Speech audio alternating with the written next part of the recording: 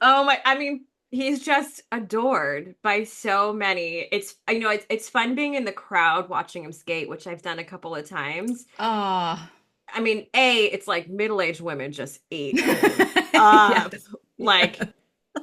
particularly middle-aged white women, like, oh my goodness, they are all about it. They're probably just like grieving what they really wanted their kids to do. Oh, yeah. It's a whole thing, but there is just you don't hear a single negative thing about him ever He's anywhere. so lovely and gorgeous. And that was an interesting thing. Like, here, figure skating in the US, yeah, like we had the Michelle Kwan era, which was just kind of, I think, probably the height of the popularity of that sport, at least in my lifetime. Yes. But I think we in the US forget Canada's culture being maybe much more, focused on a sport like figure skating. And so it's not abnormal for a cis het man to get into this sport. It's just like hockey in some sense, right? That's it. Yeah, give us some ice and some skates and like we will obsess about it.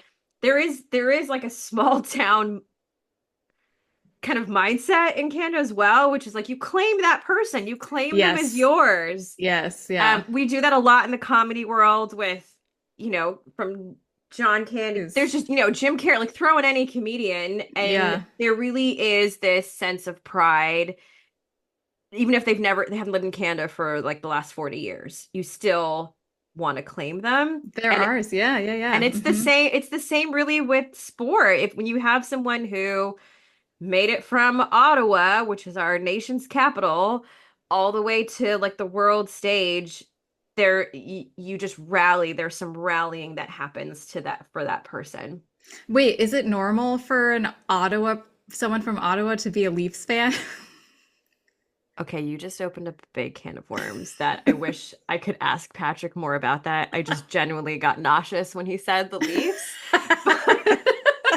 And he's living in Vancouver being a Leafs fan, which is really Right. also very quite risky of him, but it is not. I mean, you would be an Ottawa Senators fan. I just think Right. he trained a lot in Toronto and got to know That's Toronto true. so well. Like he kind of grew up there and became like, an athlete there. Yes. And Toronto Leaf fandom is is its own beast that I would Yeah. say the Ottawa Senators do not have that. They don't have it. I was watching the hockumentary is what I'm calling it. Oh. Oh my God, can you I love trademark a port that, I sir? love a portmanteau. Yeah, what is it called? Face Off. And that first episode is about that, like which I didn't realize because you are an Edmonton fan, and that fandom was the one I thought was the no joke one. But how would you compare those two? Oh, how do I say this without offending? Every other Canadian. Every there's an American vibe to the Toronto Leafs fandom. Okay. And I will say this in general, take away even just the NHL team, Toronto is not liked by the rest of Canada. Oh, like Like as a city. it's like a thing to hate on the T dot. And Are they like the Boston or Florida of Canada? you mean, do they have like terrible politics? Like reasons for Re- for I think there are the legit ire? reasons for it because like Toronto sort of it's great. It's our biggest city. It's got this alpha energy to it. But then you're like, well, what the fuck have you done? Like, when's the last time you won the Stanley Cup? When's the last Uh-huh, time, right. So they're Right, right, talking a right. big game, but it also is the place where if you don't want to leave Canada and you want to get into an industry or make your dreams come true, like everyone's going to move to Toronto. You want to become an Interesting. actor, you want to become Hmm. in the finance, you want like go to Toronto to do it. Oh, The so it's thing like the LA of Canada. Also well hated. is I mean, I'm not you're not wrong, I think, when you say that. Okay, well, to wrap up our episode, what are you currently obsessed with? There's like an appropriate and an inappropriate response to this Okay, question well right now now I for need me. both. Yeah. Hmm. So the inappropriate is all of these Diddy memes coming out. Some of them are like obviously related to this baby oil shit, Yeah, and yeah. the whole thing is terrible. And the only thing that I think helps any society get through tough stuff is you got to have some comedy as a part of it. And in 2024, that's memes. And some of these Diddy memes are honestly hilarious. I feel like now we're gonna get like Diddy memes sent to our inbox now. Shit.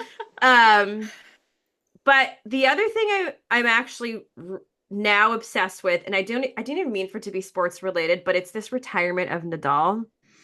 And I'm actually truly going back thinking about how he was one of the major players to get me really into the sport, Into along with the totally. Williams sisters, along with like he just, and I'm trying to think of again, because everyone from our 90s vibe is like getting canceled these days. I'm like, okay, does Nadal, like, what did he do? Was he No, ever he was always lovely. Also, like he has been around for so long. He had like what, like a 20-year career.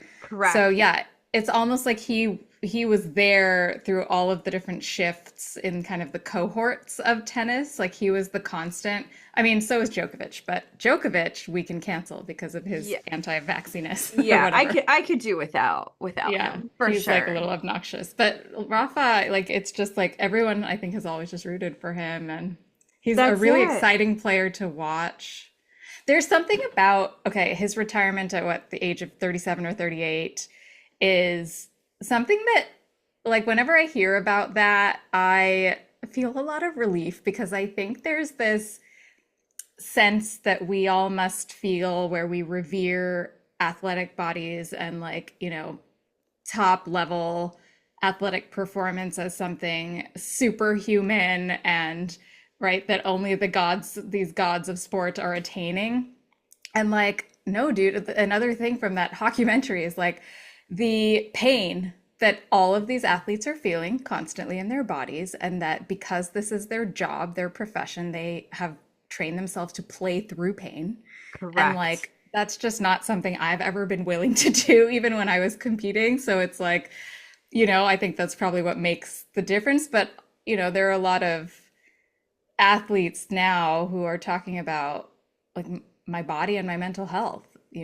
So, it's so interesting. So, as a psychologist, I trained in my early years on chronic pain management and sports injuries, rehabilitation is a big part of it. And I remember trainers and coaches saying, I now have to learn about pain management. And when I got early in my career in the sport, nobody trained you on this. You didn't have to have any knowledge about it. And now, in addition to the medical team, you also need to Yeah. have some knowledge of it and everything from what are the best pain meds to use when, how to administer. And I have to say, like, the idea of going just kind of bidding, what is it? What am I trying to say? Bear and grin it. Um, Grin and bear Grin and bear it. That's what it is. it. Who taught me that was Tiger Woods. Yeah. Right. Because you're talking about this like godlike, he was the first person in golf to really, I would say, have this like muscular stature and was hot. And you're just like, whoa, like golfers aren't just this like overweight 50-year-old dude who can just walk 18 holes.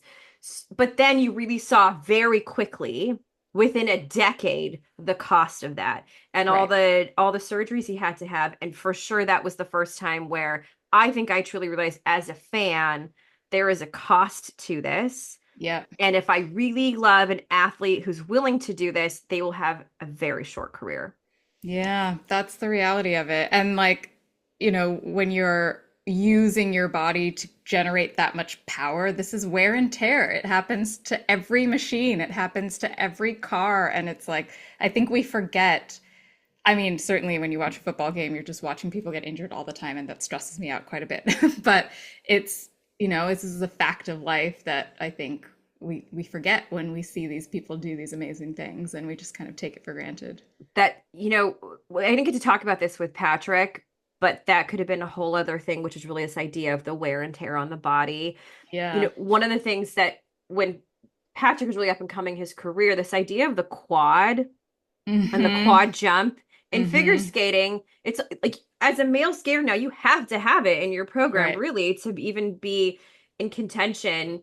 But with women, it's not the same. In fact, I think I remember the whole controversy is that prepubescent girls are really the best at doing quad jumps. And then once they're like over Center of 17, gravity that's changes. it. Hmm. That's Hmm. it. And then there's a lot risk of microfractures. You have to land on the same foot every single time. Oof, that's a lot of impact. A Yeah. lot of, but we don't think about, I don't think about that as a fan. Again, thinking about what's the pain every time they land on that same foot Oh, or yeah, this yeah. jump. And so it's actually being regulated now. I think you're not even supposed to, I think, as a female skater in particular programs, it's not a requirement or not even encouraged Wow. We should because of definitely the have him damage. back, maybe to talk about hockey playoffs if his team is in there.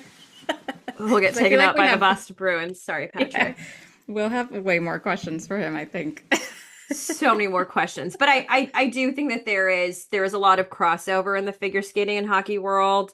I know Patrick mentioned that he plays it. I believe he's also coached hockey players on skating Aw, on skills the, and oh using yeah, your yeah. edges, and because he's truthfully that's like one of the big things that Patrick is known Toe for. pick. That's what he was doing Yes, with those hockey that's players? Toe he's pick. yelling it out loud with a whistle. Toe pig. But I would pay to see that. But I just think that one thing that I need to continuously remind myself as we start with new seasons of some of these major sports is who's already starting off with an injury, Mm-hmm. who's getting injured so early on the season, and what that actually really means for that person. So, what are you obsessed with right now, P? You're gonna make fun of me because you already did. I have been obsessed with this season of Rings of Power, which is a little sad because I don't think that they got the viewership that they were hoping for. It's a very expensive show. Amazon owns this very expensive property, and I think their first season had such a slow start that it lost a lot of potential fans. And so, like, Oh, I've been trying to do my duty every time someone who I know loves Lord of the Rings, at least the Peter Jackson movies, tells me like, "Oh, I couldn't get into this first season." I'm like, "No, no, just keep going. Just get through like those first 4 or 5 episodes because then some cool shit goes down and it sets up all of season 2, which has been so fun to watch. And I really just hope that we can get the rest of the seasons that they have planned." so, okay. Well, I guess here's my question to you then. The negative press that it's getting, is that deserved? No, I don't even Okay. know. I thought, I mean, sure, there are mixed reviews because you're always going to have your like diehard. It's why all of the Star Wars stuff tends to be super scrutinized because you have your like core original trilogy fans that are like very unwilling to accept anything else as canon. And Yes. so I think some of those fans might not like it because it misses, I don't know. I mean, like I don't know if this is true or not, but I've read that like they find that maybe some of the storylines or characters are missing their story marks or whatever. But I have seen mostly good reviews from the people who have seen it and don't have those hangups. The only problem is have enough people. It is the biggest show on Prime, but have enough people watched it to warrant them continuing to spend money on three Right. more seasons of this, which are already planned out and are probably going to be rad. So that's my hope. I thought that this season was really, really well done and like huge in scope and visually cool. I mean, you bring up a major question, which is who is it made for? And the reason why I ask that is because this whole failure of Joker 2 with Oh Gaga, my God. I mean, Don't who even the get me started. fuck was that made for? Who Yeah, said, it'd that's, be great with this movie? Let's add some song and dance to it. Like yeah. it's just I'm really truly confused That one and who that was made Francis for. Ford Coppola's movie with Adam Driver. Same thing. These are like weird passion projects that just like didn't have a built-in audience. I think Jesse Spano said it best in the Saved by the Bell reboot, where she was like telling Slater, she's like, Slater, how many times do I have to tell you? A woman can do anything a man can do except enjoy a Todd Phillips movie. And I Oh was like, never has a my better God. joke been written than that. Then in the reboots, In the nonetheless. reboot. Yeah, Oh that my show was God. really good. Another obsession of mine. Yeah.